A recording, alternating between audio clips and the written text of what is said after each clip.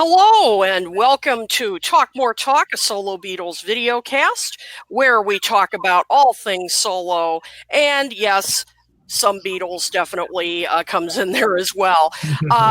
We thank you for joining us tonight. We have got a full show planned. We got a lot of discussion. So thank you for joining us, and we of course want you to contribute to the conversation. Tonight's topic is going to be about John Lennon's main influences on his life, on his artistry, namely Yoko Ono and Paul McCartney. So it's going to be a fascinating topic. But we will get to that in a little bit. We have news to cover, and I'm going to give you a brief report on a recent Paul McCartney concert I've seen. So let's get to it. First of all, my name is Kit O'Toole. I am the author of Songs We Were Singing, Guided Tours Through the Beatles' Lesser-Known Tracks, and Michael Jackson FAQ, All That's Left to Know About the King of Pop. And I am so lucky to be hosting this show twice monthly with these wonderful gentlemen who are our friends, colleagues, experts, you name it. So let me introduce everybody. First off, he is the author of so many books, and it'd take up half the show to list all the books, but they're all wonderful, including the 2-volume biography of George Martin, Maximum Volume and Sound Pictures, and he has a book coming out this October, I believe, about the 50th anniversary of Abbey Road. I know we're all looking forward to that. He is the Dean of Humanities and Social Sciences at Monmouth University, and he is a huge fan of cats and 3D photography. So let's welcome Dr. Ken Womack. Hey, Ken. Hey, Kit. Very nice to see you. Good to see you. All right. Next up, we've got, you know him, you love him. He's the co-host of the popular Paul McCartney podcast, Two Legs, and he is one of the biggest vinyl collectors I've ever met. If you want to know about vinyl, you ask this guy. So say hello to Mr. Tom Hunyadi. Hey, Tom. Hi, Kit. Hi, everybody. And Ken Womack, I'm really looking forward to I Am Lemonade Lucy. I was going to pick that up and give that a read. He's not just a Beatles author. He's also an author of many different topics. So I'm looking forward to that. Well, thank you so much, Tom. Appreciate it. Yep. Absolutely. And last but definitely not least, he is a well-known person in the Beatles world. He is the longtime host of the syndicated radio show Every Little Thing, as well as the co-host of the very popular podcast Things We Said Today, along with Darren DeVivo and Alan Kozin. And he is a walking encyclopedia of music. You want to know about chart positions, you want to know about covers, he's your man. So I'm thrilled to introduce my friend, Mr. Ken Michaels. Hey, Ken. Hey, Kit.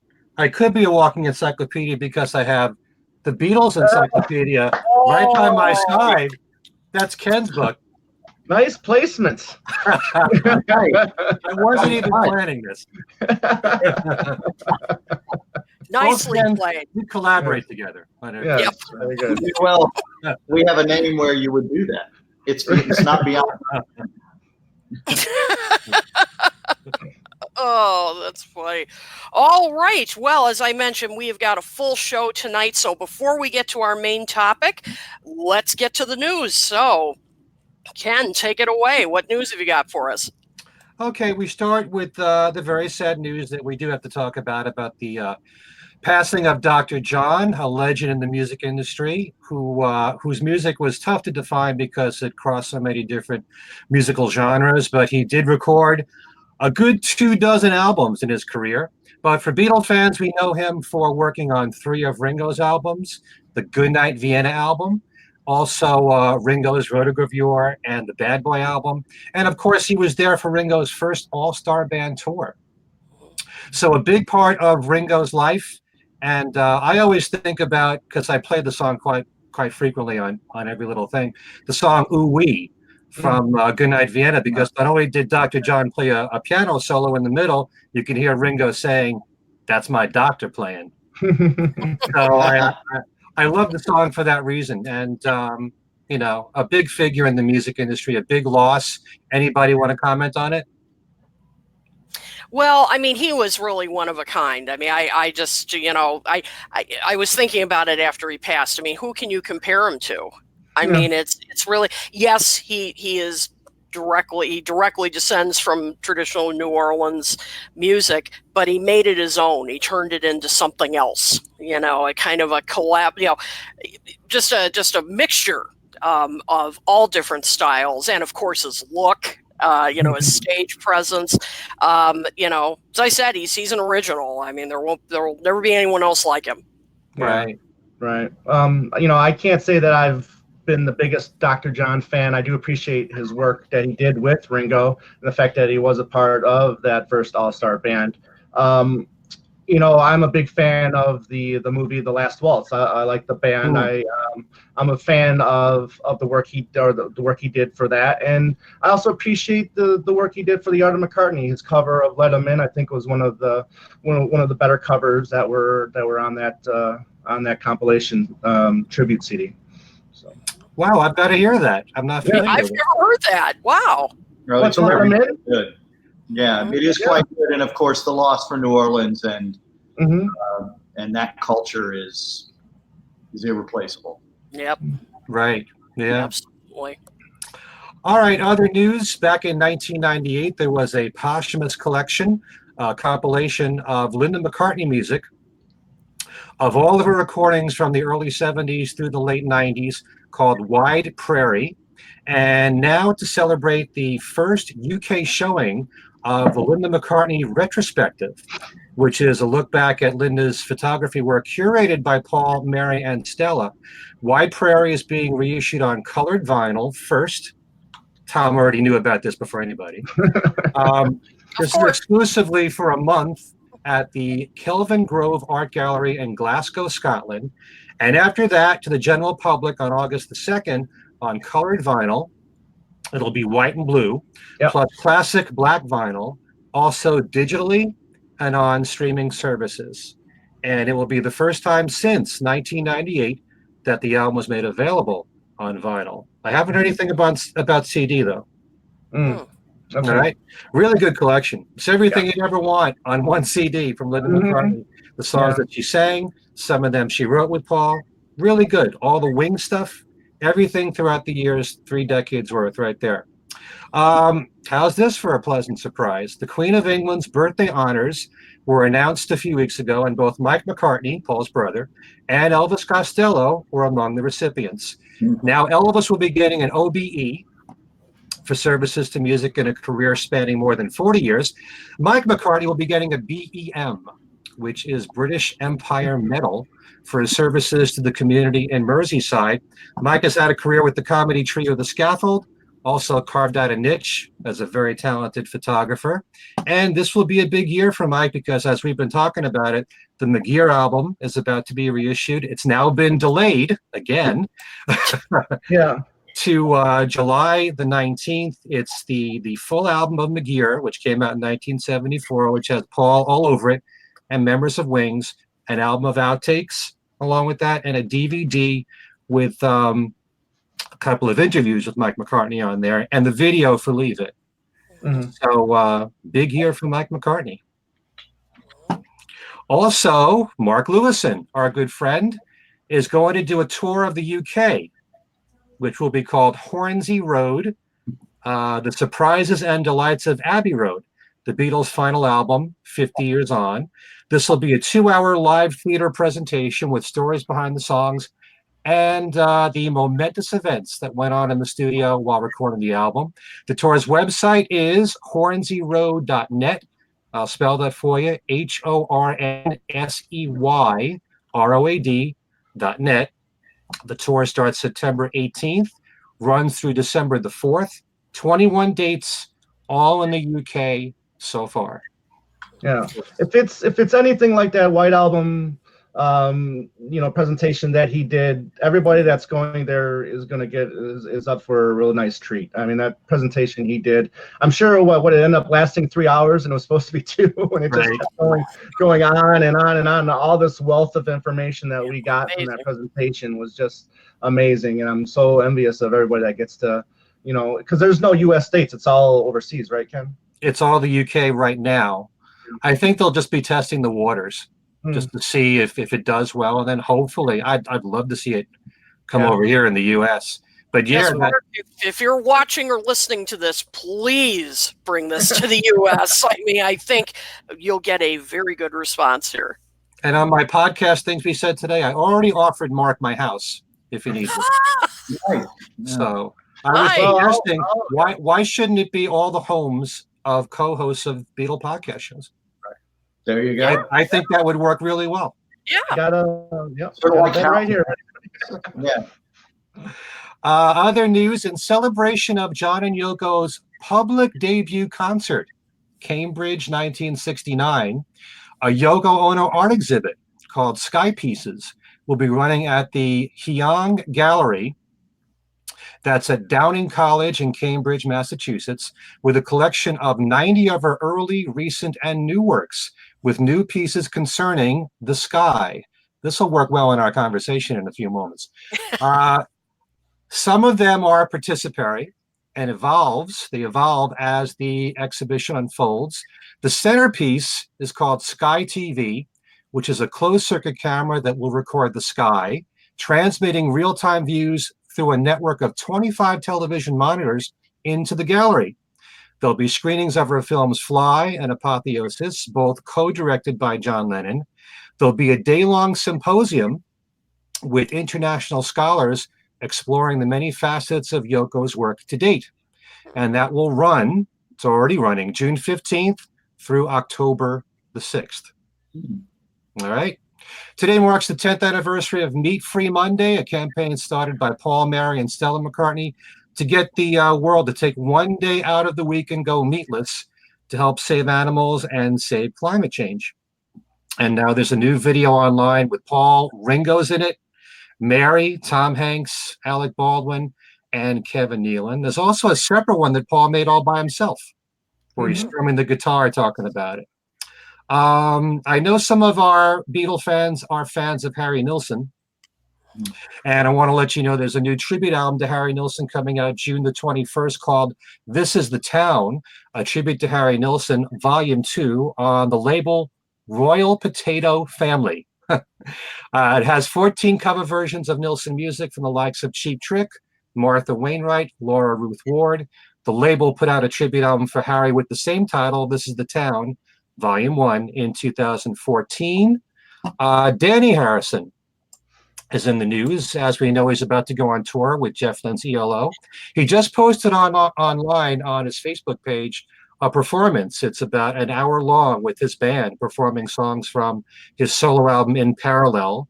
It's called In Paralive, and it's still online. And I believe I've shared it. I have shared it on my Facebook page. I think I put it on our page, but you might want to check it out if you want to see Danny in action with all of his songs with this band. And of course, let's end our news by saying a very happy birthday to Paul McCartney, who tomorrow turns 77, believe it or not. Wow. Happy birthday, Paul. Wow. And speaking of Paul, how's this for a segue? Yes, Kid went to see him in concert, so we want to hear your report. Well, it was he never disappoints. I mean, he played to, I would say, if it wasn't a full house, it was darn close. I mean, I only saw like a few seats around me that were empty.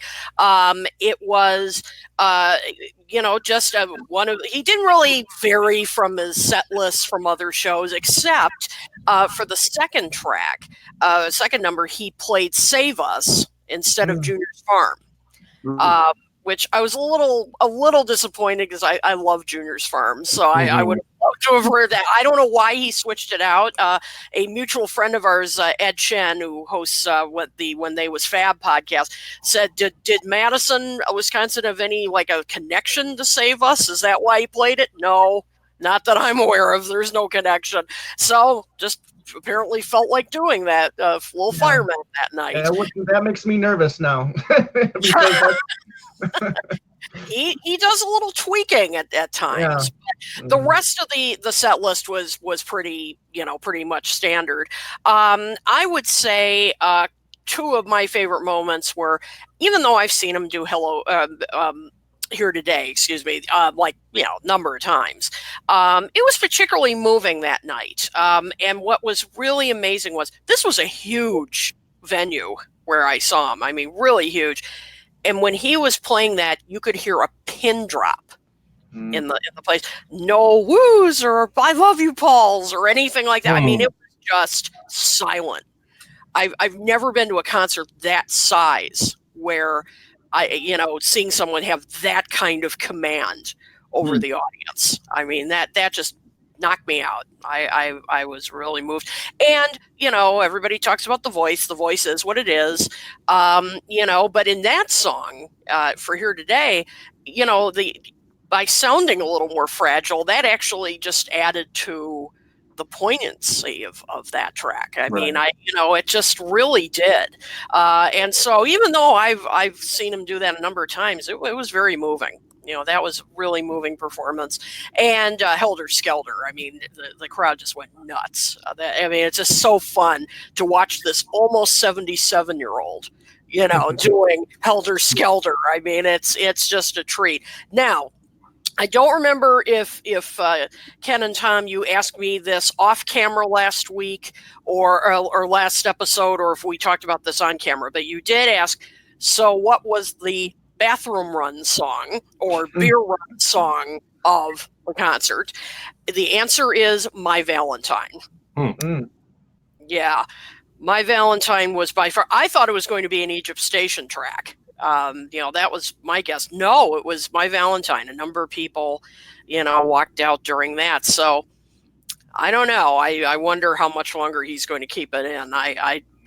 Who knows? But yeah, that was by far the beer run song. And he didn't do it with the megaphone like he did for the Grand Central Station. Yeah, Grand Central Station. Yeah. Nope, he just did it straight. Once he did that, I thought he would have continued doing that because I thought that was kind of unique add-on to that song. Yeah, no, he didn't. Now, I almost neglected to mention the horns. What a welcome addition that is. I know a number of us have been, for years saying bring back the horns, and thankfully he did, and boy, did they make a difference. Hearing Here, There, and Everywhere, Got to Get You Into My Life, hearing them with real horns. Wow. And Letting Go. That was another highlight, hearing the horns on Letting Go. I had heard somebody posted a Facebook video of those and of that one of the performances, and that really, I thought, oh, this is going to be great. It didn't disappoint. So the only thing I would say is I hope in future tours he might add like one or two more horns. I'd love to hear them a bit more and really have them in, really in the forefront. But to have any at all is just such a treat. So, he knows how to put on a great show. Of course, I recommend, if those of you watching haven't seen him yet, go see him. And it's a great time, and you will find yourself moved at moments where you'll be kind of surprised, where you think, I've heard this song so many times, how can I possibly, and yet, darn it, he pulls it off every time. You just get caught up in the moment, I think, and like you said, I mean, he's played these songs over and over again, but it doesn't matter. You're there, and it's, you feel the energy from the rest of the crowd, and it's the moment, It's knowing that you're in the presence of this greatness and the history and everything that he brings to it. And the whole thing about the horns, Kit, I'm right with you. There have been fans out there who have been talking about this since Wings Over America, that they want horns back again. And as great as Wix is, it's not the same thing getting the horn sound on a synthesizer as it is with the real thing. And I will say, if you take a look at the set list from show to show, he has a habit, and he's been doing this for years. Usually the second, sometimes the fourth song, he switches from show to show. You know, so if you see 2 shows in a row, it's never exactly the same. There might be 1 or 2 songs different. You know, so like you said, Junior's Farm and Save Us, he flip-flops with them. Can't Buy Me Love is a song that he switches, I think, with Got to Get You Into My Life. Okay, so, I was going to say, I don't remember him doing Can't Buy Me Love. Yeah. Yeah, I think he's been doing that at some of the shows here. So it's a good thing if you see 2 shows in a row. Because it's never exactly the same, but yeah. Right. So I guess the main question is then, Kit, were you able to get a hot dog during the show? Oh, there were tons. Actually, you know what? That's really funny. And now that I think of it, because I did have, because this is Wisconsin, darn it, you're going to have it was like a 4-cheese mac and cheese, and it did have some brats in it. So they did serve some meat. So shame on me. I shouldn't have done that. Darn it. Sorry, Paul. I forgot. Was it on a Monday? And no, it wasn't. It was a Thursday. Okay, right. Good. Okay, that's useful. And by the way, when I've seen him in the last few years, when he does My Valentine, a lot of people leave during that song. But I've always said it has nothing to do with the quality of the song. It has to do with the familiarity of it. And if you need to take a bathroom break, you're going to do it during a song that you don't know, more so than one that you're familiar with. So I saw people get up to leave during In Spite of All the Danger at one of my shows. And even though it had all that history behind it, how important that song was, a lot of fans didn't know about that song. So it's just the way it is. The worst experience I had as far as that goes is I was up in the rafters, Janine and I were, in, I guess, 2005 on that tour. And Blackbird was just about to start. And this fellow who was sitting on the other side of us got up to leave. And I said, "What are you doing? He's going to play Blackbird. Come on, this is a big moment." And he went away, and then he came back right as Blackbird ended, and he had the giant Twix bar. And I've thought about that a lot, because it's as though that need for the giant Twix bar was more important than hearing Blackbird. And that giant Twix bar probably cost as much as the ticket did. I doubt that, but it was still, it was a value proposition. It was as though he suddenly had to have that Twix. It was unstoppable. It's sometimes like people are at their home, right? And they're watching a show, except they happen to be out, in this case, in D.C. at this huge arena. That is, wow. Wow, that is crazy. Well, Twix. Yep. Take the tea away. What do you got? Yeah. And by the way, a few people have put it before we leave this topic. People have been adding their own the shows we've seen, what the bathroom break songs were. Our pal Mean Mr. Mayo. Hey Joe. Hello. We got married. Yep, we got married. That's a shame. That's a great song. I like that song. Yeah, I mean that's Love Me Do was a good one to leave during. Oh yeah. That was. I didn't see as many leave for that. Let's see. We've got P.S. Love Me Do. Oh, the P.S. Love Me Do, kid. Oh, P.S. Love Me Do. Oh, sorry. I was like, well, it's not one of my all-time favorite. I wouldn't leave. P.S. Love Me Do. Yes, I would. Even I would leave. Let's see. We've got Peace in the Neighborhood, which I've actually always kind of liked that song. I love that one. Yeah, I don't know why. I mean, it's not one of his top 5 best songs or anything, but it's kind of good. And Sea Moon, that's one that Paul loves that song. He just will not Stop playing I it. love it. Do you? Yeah. He does it a lot in sound checks now, I've noticed. Yeah. I do not want to be L7. It was probably a favorite of his and Linda's. Yeah. And that's why he keeps doing it at sound checks, and he has done it in concert too. Yep. So. That's true. Oh, dear, my buddy Tom Green from Dubuque, Iowa, said I saw him at the United Center in Chicago in 2002. So did I. And people would leave during Vanilla Sky. Yeah, that's kind of true. I do sort of remember. Yeah, that was a bathroom break song at the time. Again, less familiar songs. Yep. Yeah. I wouldn't say it's a reflection of the quality. Yeah, that's true. So. Except in the case of P.S. Love Me Do. That's right. Maybe. Maybe. He pushed it with that one. So he really pushed it. Oh man. So yes, so as I said, if you haven't gone already, go to his current show. Of course, you'll have a great time. And as I mentioned, you'll be moved at some parts that you'll be kind of surprised that you're still moved by them. It's really just a great show. All right, let's move on to our main topic. And Ken, why don't you introduce the topic which a viewer sent in to us? Yeah, if you go back to our show number 14, and we always love to read our comments as we're doing the show here, the listener comments, and the ones that we get after the show.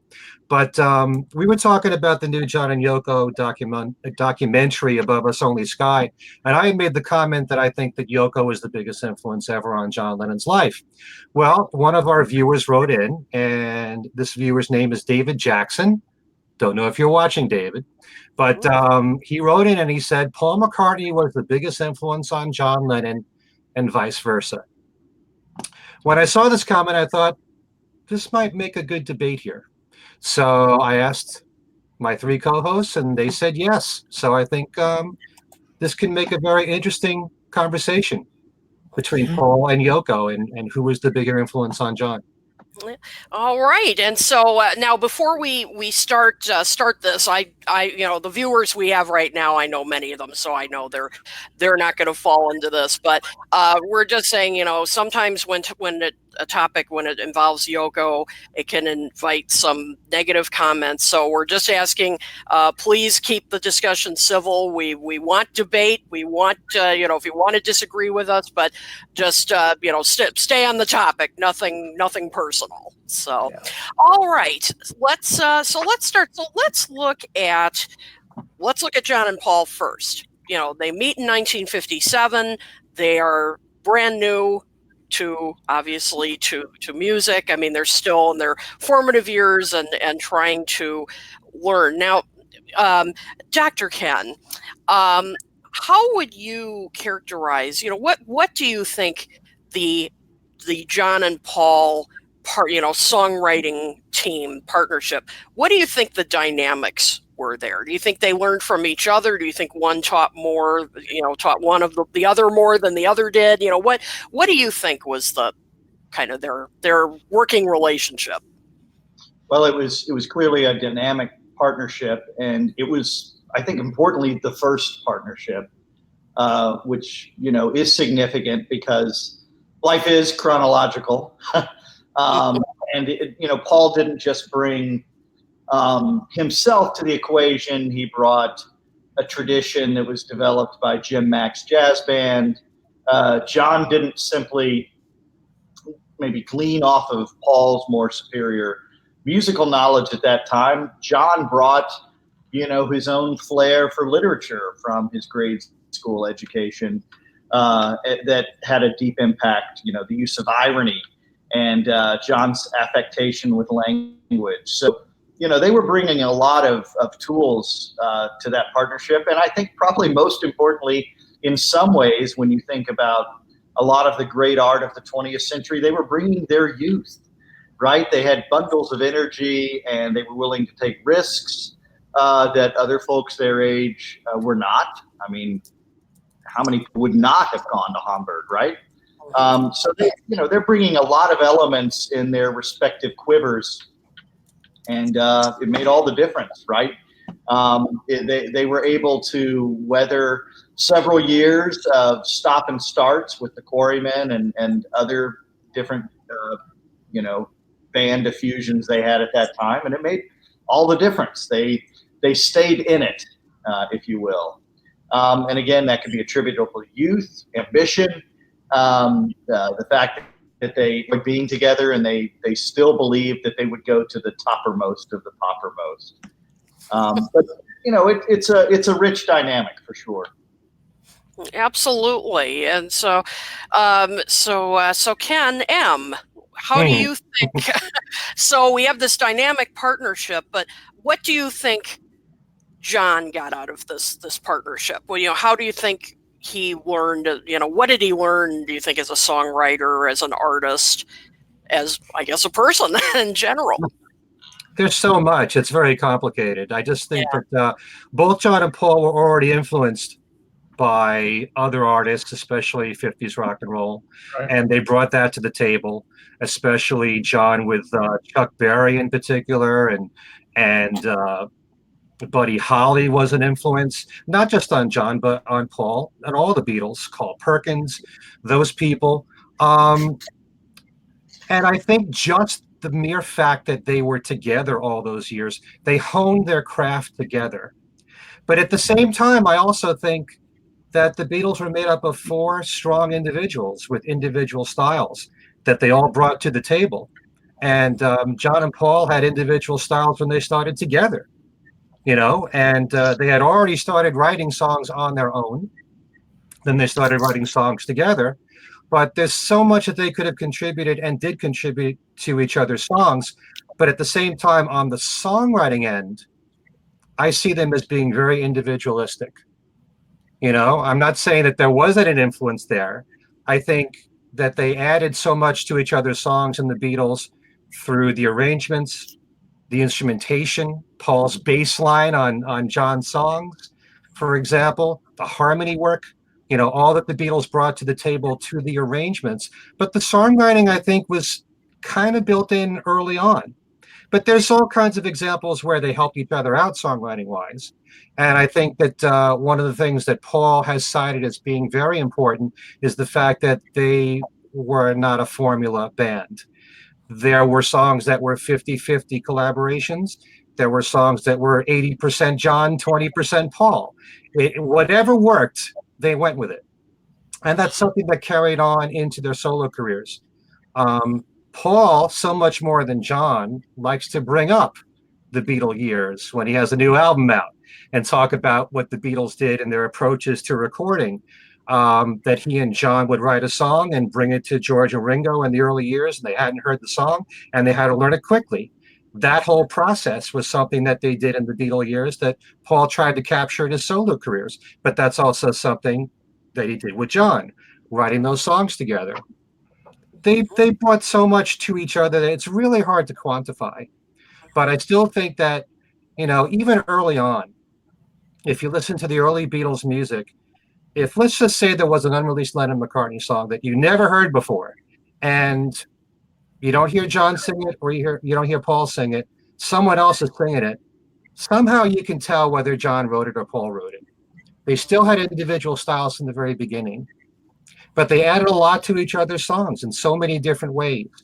And, I can pinpoint certain things like, for example, I Am the Walrus is a song that has stream of consciousness lyrics. I think Paul used that same approach with the song, Talk More Talk. Did he do that because John did it?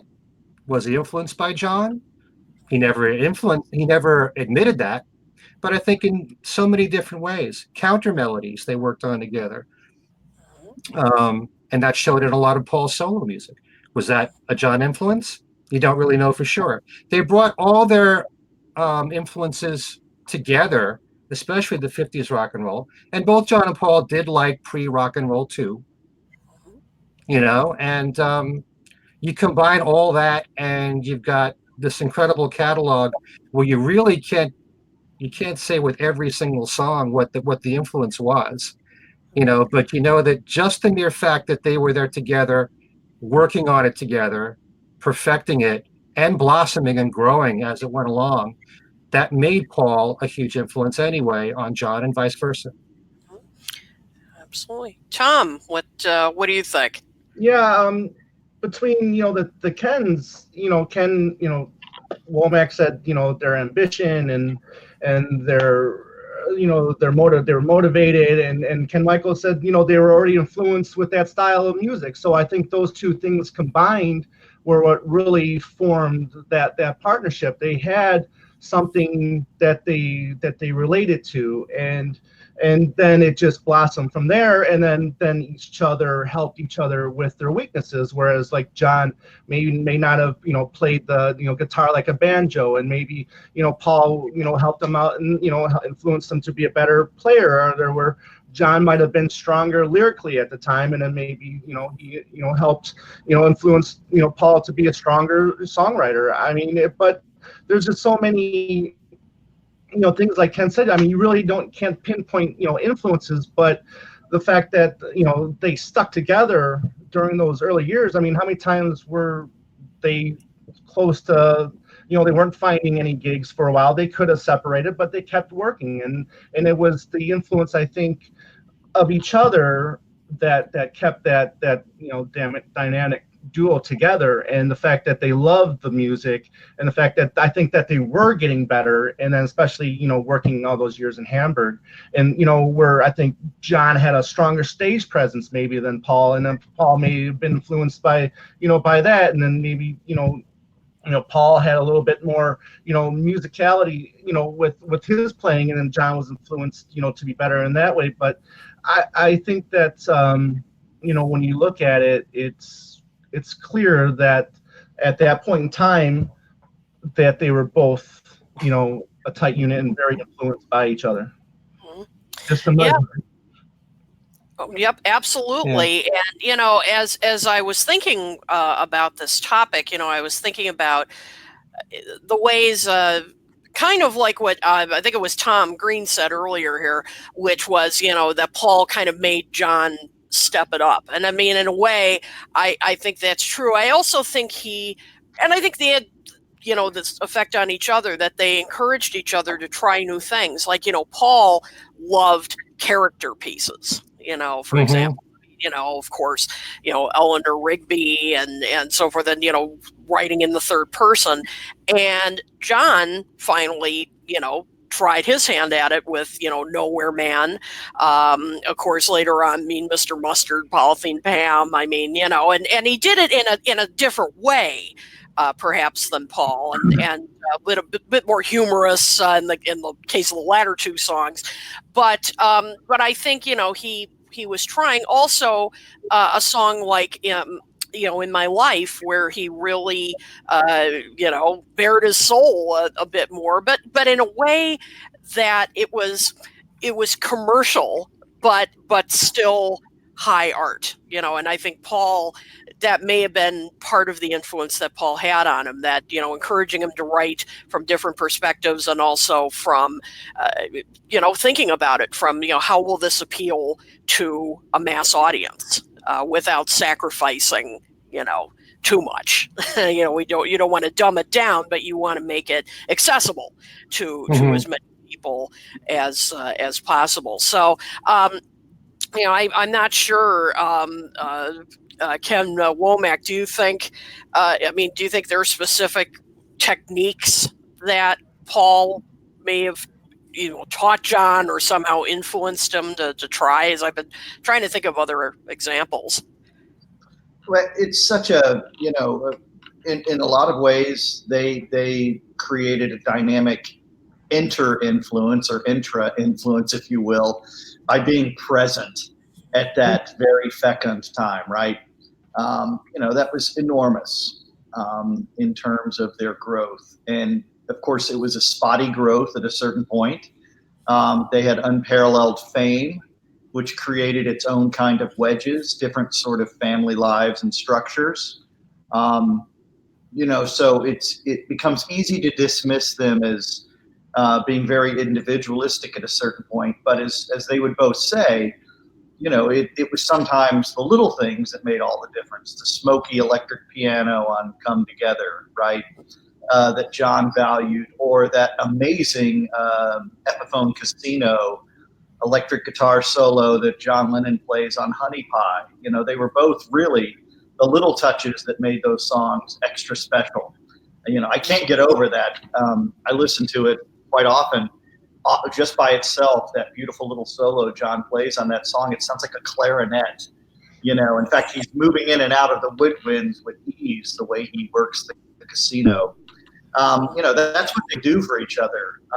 And those made all the difference in those later songs to my ears. Yeah. I mean, something like probably the tape loops and Tomorrow Never Knows, or John's contribution to songs like She's Living Home and Getting Better, those little musical and lyrically, those contributions, I think both helped and influenced each other grow as artists as well.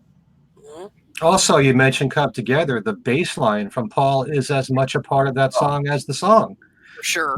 Or the introduction that Paul brought on the Mellotron for Strawberry Fields Forever. That was his idea, but there you're talking about what you're bringing with the instruments and what you're playing, as opposed to the songwriting, which is a separate thing too. Mm-hmm. So like I said, it's a complicated thing.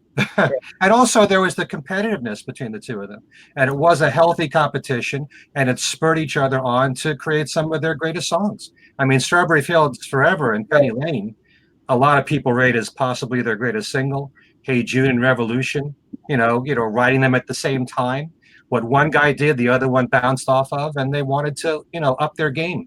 So I think in that way, it was definitely an influence in that way. Yep.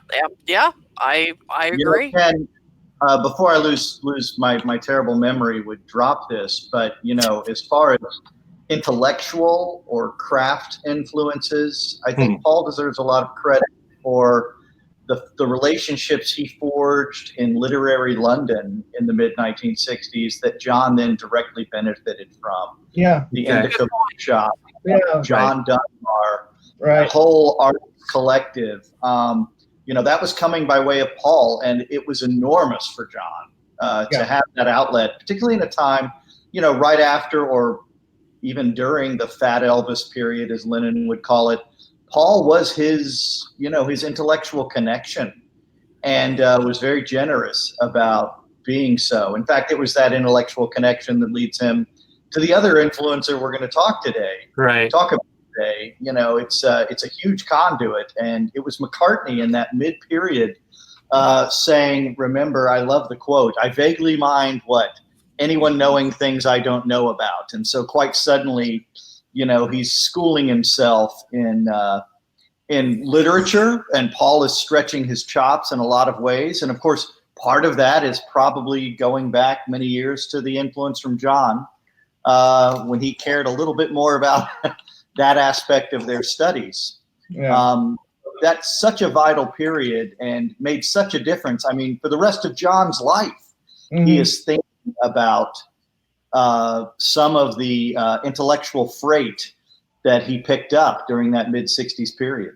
Yeah, I'm glad you brought that up, because you can read about that here in the Zappo Diaries by Barry Miles. It's a pretty good book about all that, the Zappo years and all of the the things that Paul was, like you said, learning about, all the avant-garde stuff that Paul was discovering while he was in London, and then John being was he out, not necessarily in London, he was living in the countryside. So him bringing all that information back to John. I mean, it's what's amazing about that, though, is they were so privileged, right, given the quality and different nature of their fame, that they could do these things where other people, were having to hustle.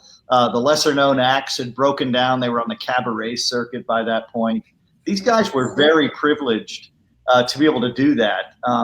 And it was an intra-influence, right? Paul knew to do that because of that connection they've been having for so very long, I would argue.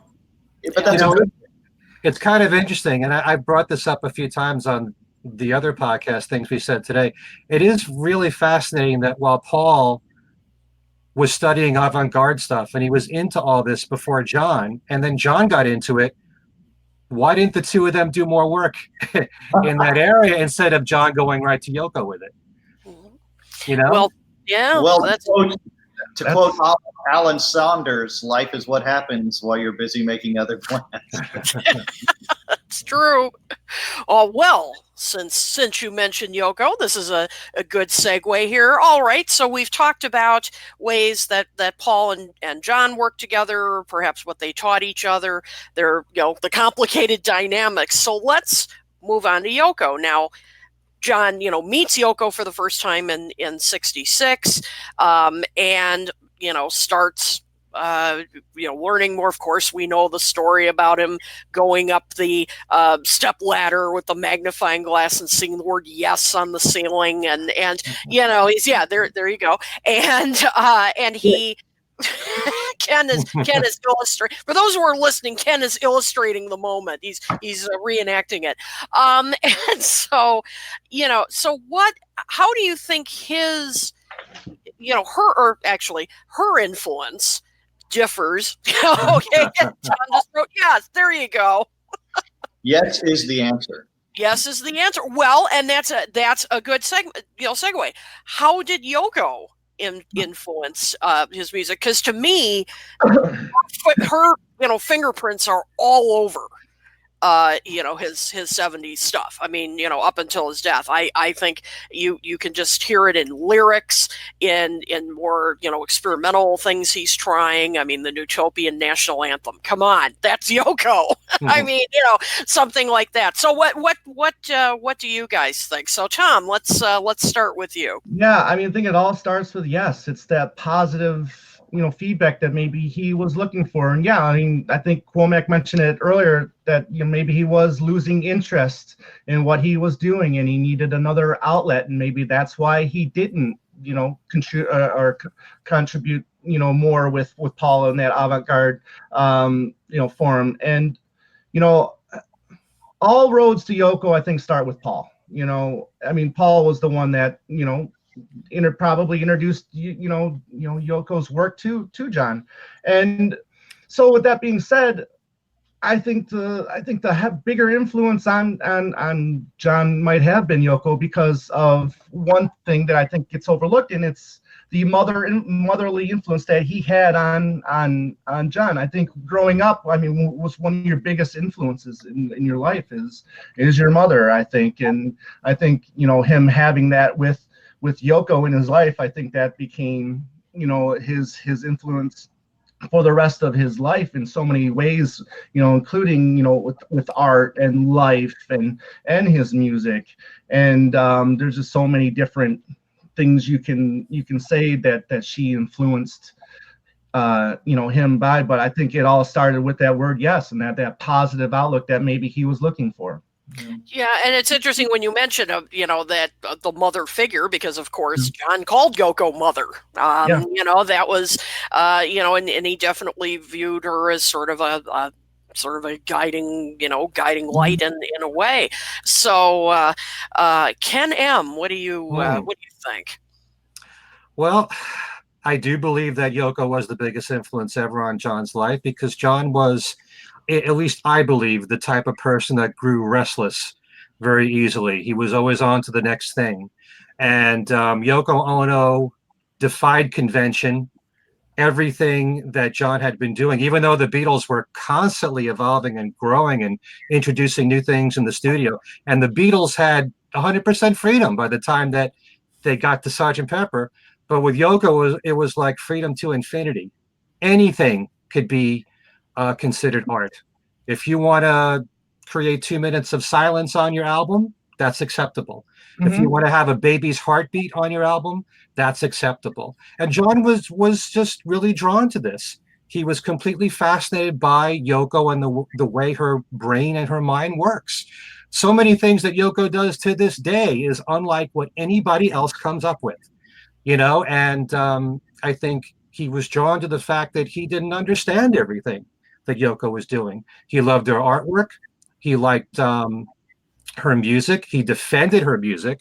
And while a lot of people seem to think that all of her music was just screaming, well, you should listen to her whole catalog and you'll have a different point of view altogether. Right.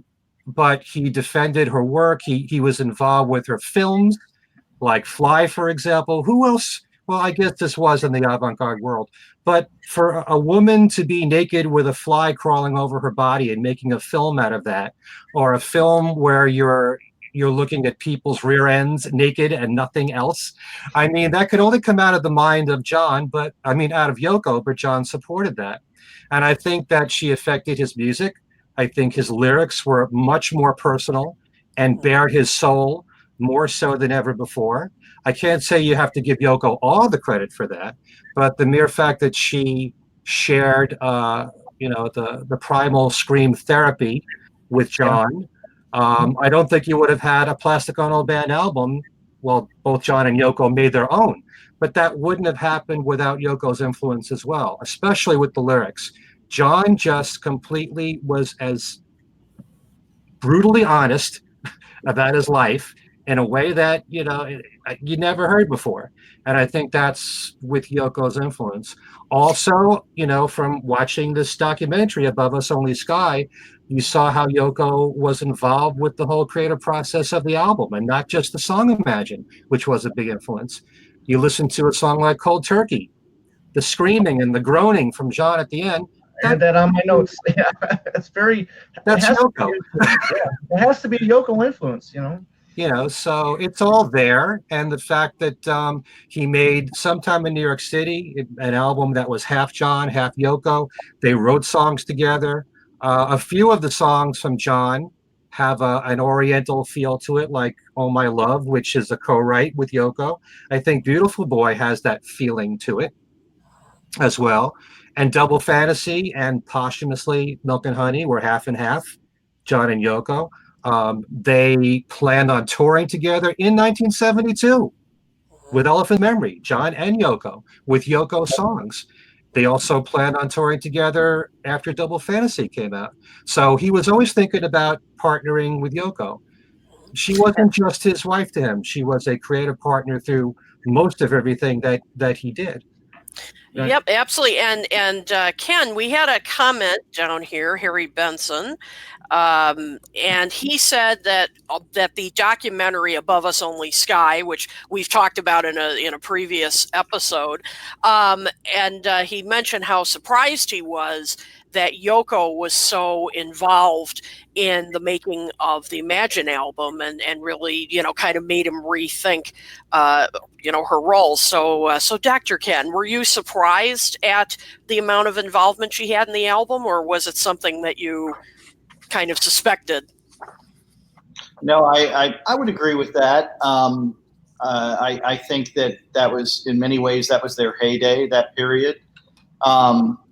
It's a very different partnership, the way you move through the 70s. I think we should be honest that she had an enormous influence, really, even on the Beatles in 1968 and 69, in very good ways, and gave us, even from the sidelines and sometimes in the throes of the band, she helped to create spaces of creativity that I think are very important. Having said that, while there is so much to adore from John Lennon's solo catalog, there is a very different level of quality when you look at pure aesthetics that does not have a lasting mark from the 1970s. I think to me, because of that, I think the quality of the and aesthetics are ultimately how we measure great art. I think that's what's going to win out. And, the relationship with Paul McCartney and what they created is hard to compare to anything, and for the very sheer reason that it's an outlier, right? It is not like anything else. And that's not to say that the Lennon Ono was like anything else either, but aesthetically, it's not of the same quality. I do find it interesting, as one of our listeners, viewers noted earlier, that it was coming up that sort of brought John out of his shell. And I think he was rethinking that part of his life and that partnership in the last months of his life. There's a heartbreaking moment during an interview, I think in September 1980 or October, where John is talking about Paul and calling him my dear one. That just brings a tear to his eye, my eye. John wasn't crying. He was saying moving. The tears were misplaced as tears go by. Wrong band. But, it's fun to have these conversations, but I don't know that history will have such a problem with this kind of issue. And, of course, and I've said this before, and this is the great challenge whenever we talk about anything to do with the Beatles after December 8th, 1980.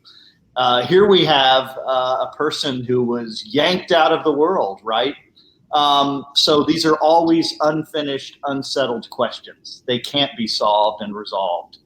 And that's a very difficult issue to fathom, particularly when you look at the song that they were working on completing that very night. I think Walking on Thin Ice was such a harbinger of so many interesting things to come. I spent the weekend listening to all of the different takes of it and sort of tracing its evolution from the Double Fantasy sessions and Yoko's poem to those very last moments in the studio. And it's really remarkable, the kind of artistry that was going into that recording.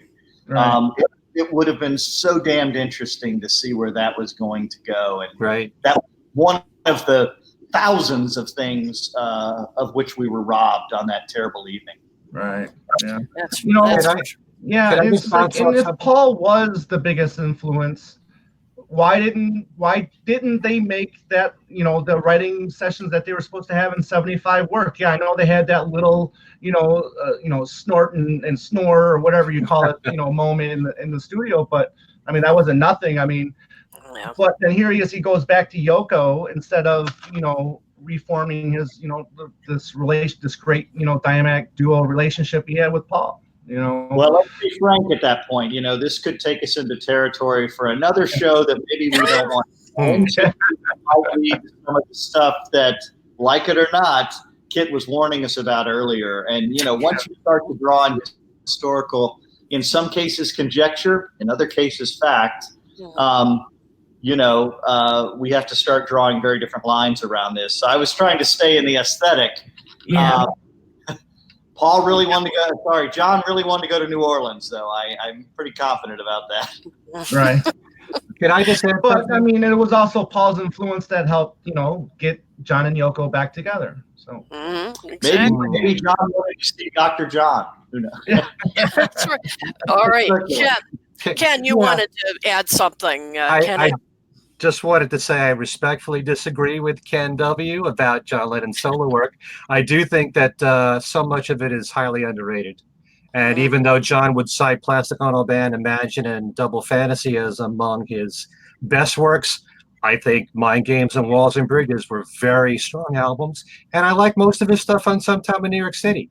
I think it's a really powerful, although way too short catalog from his solo career. I also think that people make way too big a deal out of maybe a couple of sentences that John said about coming up.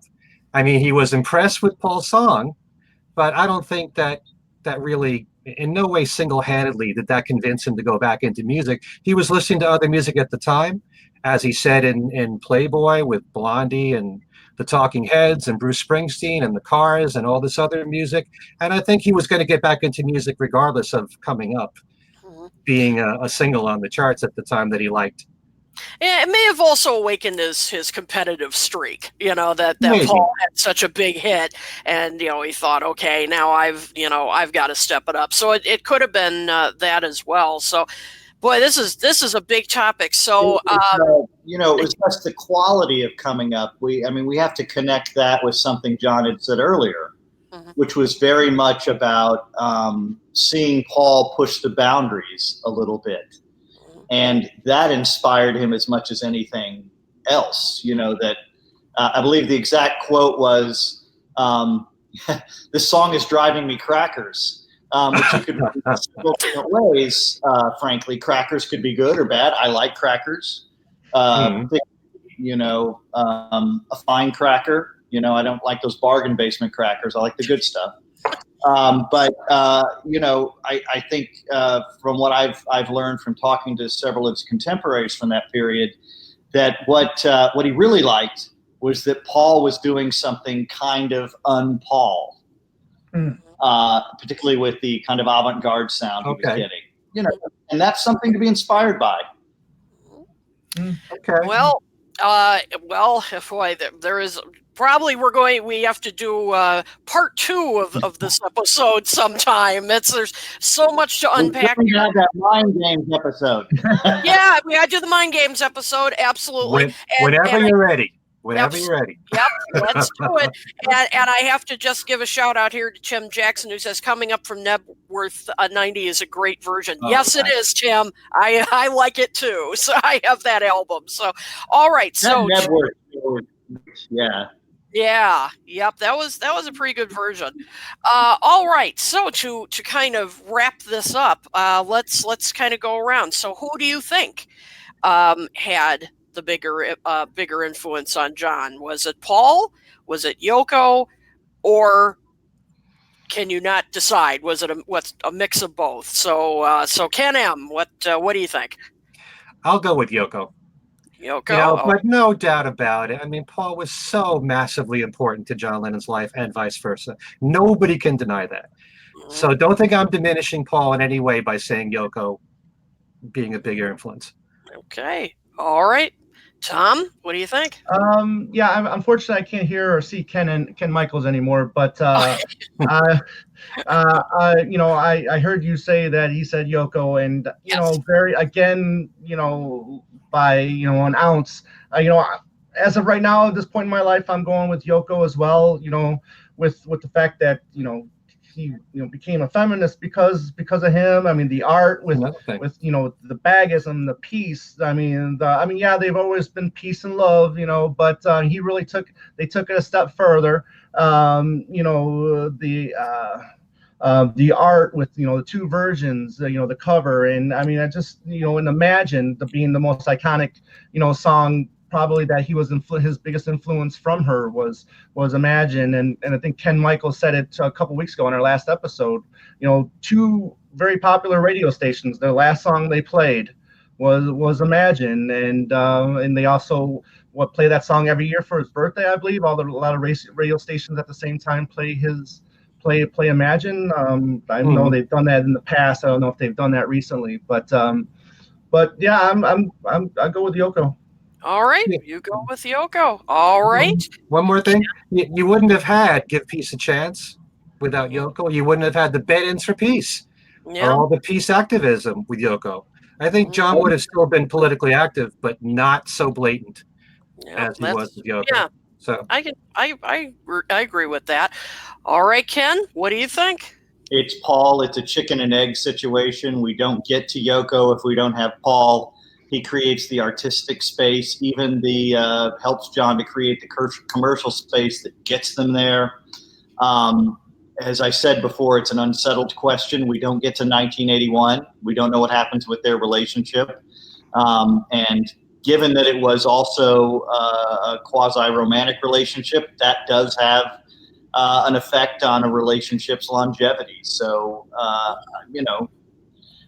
human relationships are messy businesses, as we all know. But I have to go with Paul McCartney, hands down. It's the greatest songbook in the history of popular music.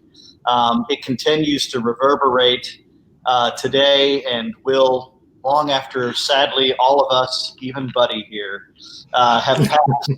And, 2 virgins won't be doing that. Yeah.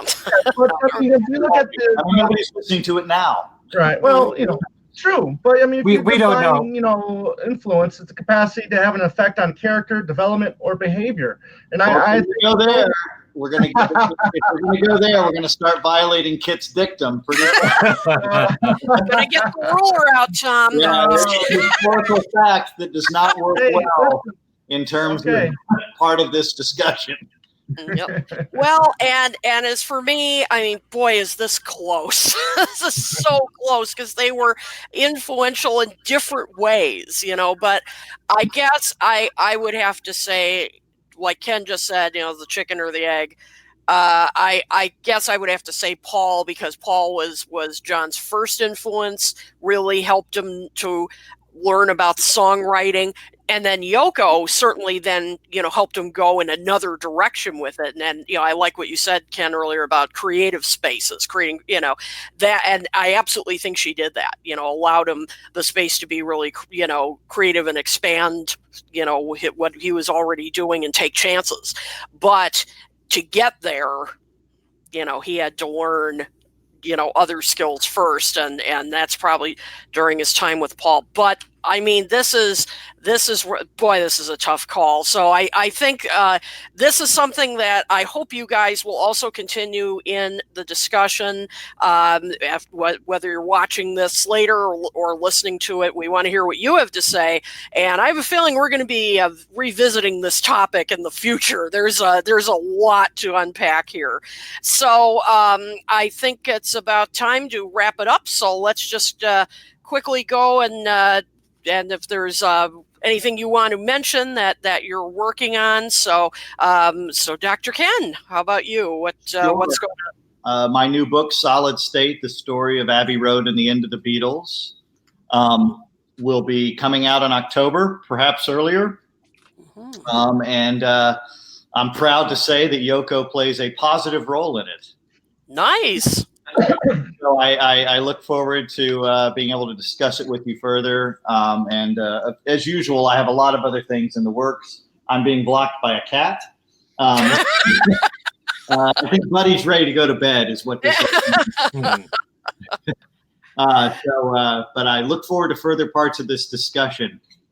For sure. Absolutely. Tom, how about you?